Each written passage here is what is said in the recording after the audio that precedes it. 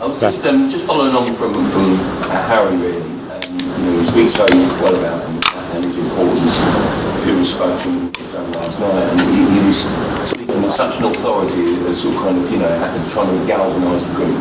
How important is he as a character within the dressing room to kind of do that as a leader, but also to kind of help you get that group together again to finish the season well?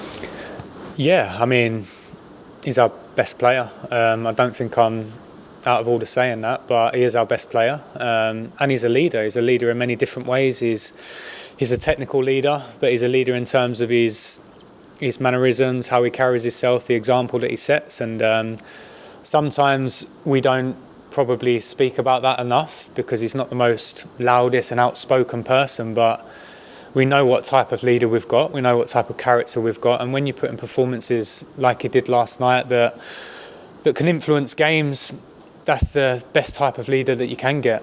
He's obviously not Tottenham captain, but sort of Newbury, but England captain, and I guess through doing that you get a lot of experience and a lot of kind of knowledge and qualities to bring.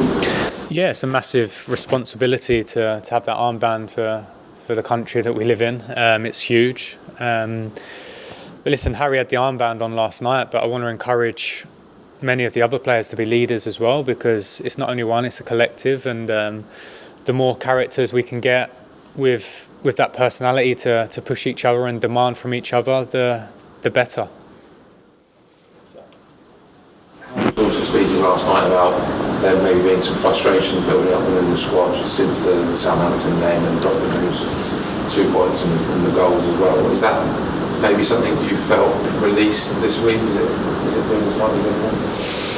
No, I wouldn't say so. I mean, when you concede late goals and drop 2 points, it's going to be frustrating against any opposition. That's just football. Yeah, honestly, the message, the constant message has been the last 3 or 4 days to be a group, to be together, to want to work for each other, and then the results will take care of themselves ultimately. We've had no time to work at all from a tactical point of view. There's just been such a quick turnaround. So that togetherness and that belief in each other is key, especially for Sunday. And then we have a clear week next week where we can get into them and try and give some information and maybe change some things. But at the moment, the most important thing is to be together. You spoke on Wednesday about feeling ready for this. You just said you never had any doubt in your own ability. Did last night sort of confirm what you felt, give you a real taste for wanting to be a manager more permanently? No, I mean, for me, I understand the situation I'm in, and of course I feel confident. Otherwise, I wouldn't be sitting here. But at the same time, I realise there's 5 games for this club, and I probably said it 2 years ago as well. The focus is and will always be what's best for this club. That's my priority, and at the moment, trying to create a togetherness and everyone to feel like we're together, not only inside these walls but also outside as well. That's probably the most important thing, because at times this season that's probably not been the case, and when that's not the case, I think that can affect results on the football pitch, and we've probably seen that at times this year. And for you personally, did it feel any difference 2 years ago with a bit more experience as a coach? Well, first of all, the fans were in the stadium.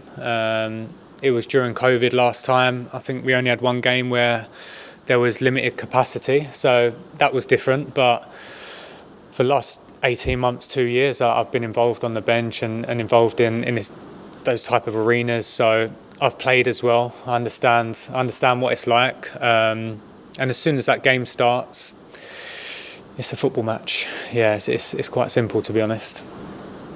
Thanks, Jack. Okay, Tom, and then finish with George, please. Ryan, why do you think Harry doesn't get the praise he kind of deserves? It's kind of underappreciated.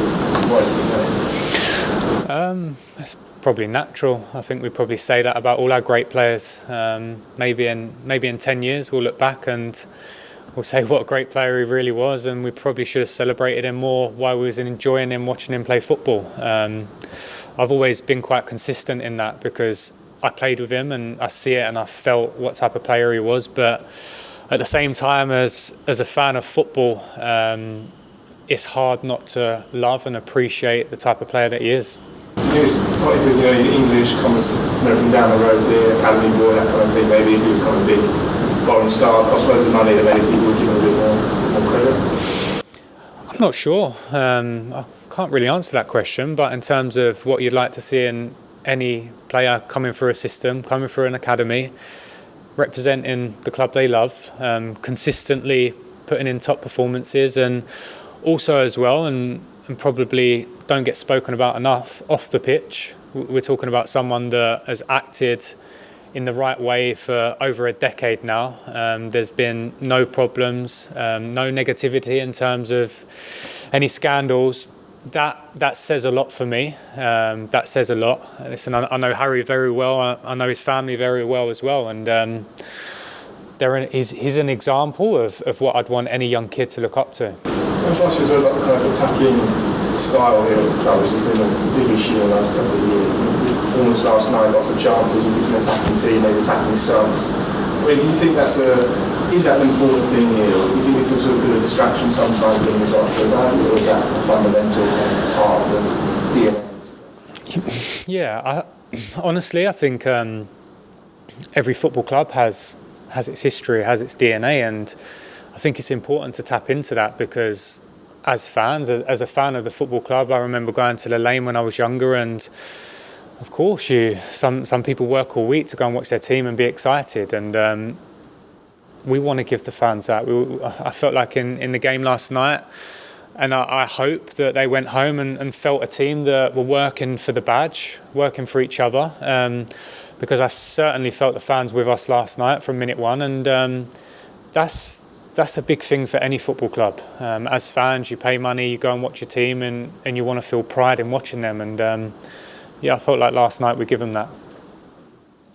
Hi Ryan, on a similar theme, there was a period where Spurs and Liverpool sort of really neck and neck in sort of 2016, 2019. Both played quite similar football, it felt like, sort of on the front foot, pressing and wave after wave of attack.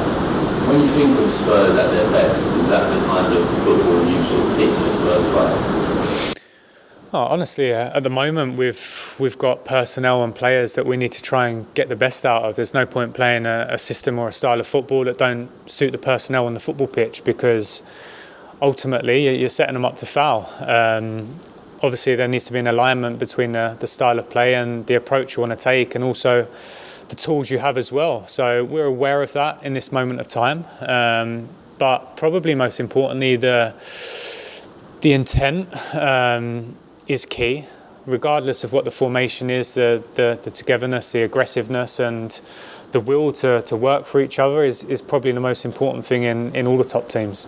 And then just with Sonny scored again last night, that's 4 home games in a row now he's scored. Does it kind of feel like he's over that first half of the season and he's getting closer to his best? Yeah, I think Sonny's at his best when he's attacking the line, he's attacking space, and we see last night that the goal come from that sort of combination with him and Harry, where Harry's on the ball and Sonny comes alive. Sonny's had many chances this season, and he probably could have ended up with 20, 25 goals at this stage of the season if he'd have been a bit more clinical or had a bit more luck at times. So the most pleasing thing for me throughout this season, yes, Sonny's been disappointed. He hasn't scored more goals, but ultimately he's always got in the positions. He's continued making the runs, and when you're an attacking player, that's key, because at some point your luck will change, your goal will go in, and you'll find a rhythm and start scoring again. So hopefully Sonny will be key for us in the next 5 games. There's been a lot of talk about Harry's future, obviously, but I mean, Sonny's 30, he's got 2 years left. Do you feel like he's got plenty of years left in the Premier League at Spurs at sort of the highest level, not sort of winding down? No, I think, listen, Sonny's a robust player. He plays pretty much week in, week out, most seasons. We appreciate him. We value him as a player. He's a team player, which first and foremost is the most important thing. But honestly, I can't really speak about 1, 2, 3 years' time, because right now our focus has to be on finish this season as well as possible, and go into the summer and see what happens. I sort of think the way he kind of looks after himself sort of off the pitch as well, that should help him to have the longevity that sort of some attacking players don't have it?